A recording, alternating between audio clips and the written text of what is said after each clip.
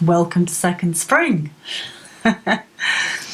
You know, second spring is a deeply potent time because you're starting a whole new cycle here and emerging as a whole new person, a different person.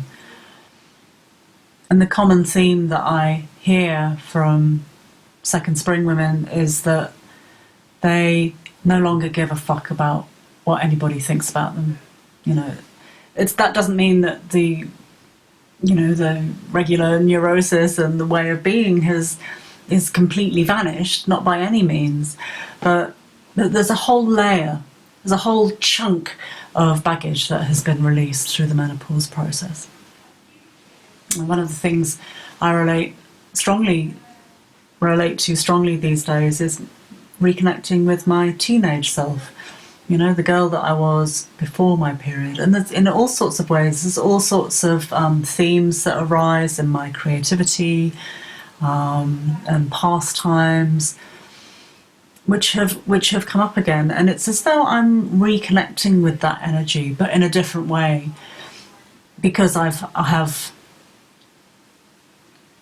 40 years worth of lived experience between now and there. And the most sort of obvious thing is that I don't take life for granted anymore. I know that time is precious. And I'd like to say a bit about finding your calling. Because menopause births us into a new cycle, this new turn around the seasons.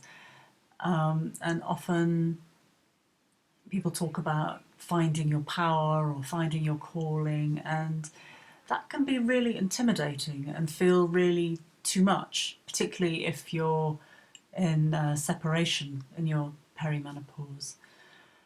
And I'd like to sort of offer the possibility that your calling could be a very small thing, that it could be about the way that the lightness with which you connect with your friends, or the way that you feel connected to trees, or something like that. You know, it needn't be a big standing on a stage pronouncing changing the world kind of thing. But nevertheless, in the same way that the orca whales, the postmenopausal orca whales, lead the pod because they have the wisdom, the years of knowing where the food is, the fish is. We also have we can contribute to the next generation in our own way, and that might be making paper flowers, or it might be telling jokes, or it might be wearing unsuitable shoes. Whatever the calling is, and it might be a big one, who knows? But it contributes to the next generation.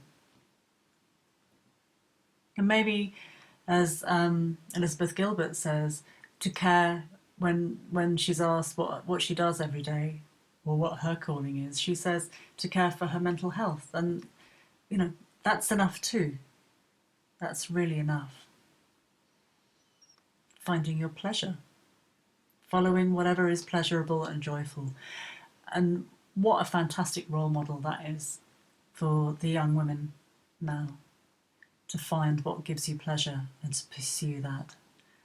And in second spring, we're also quite wobbly because having been stripped of the old ways of being, we're still forging how it is to be in the world, in this body, at this time, in this culture. So it brings with it a very particular kind of vulnerability, but a vulnerability that is not masked, I think.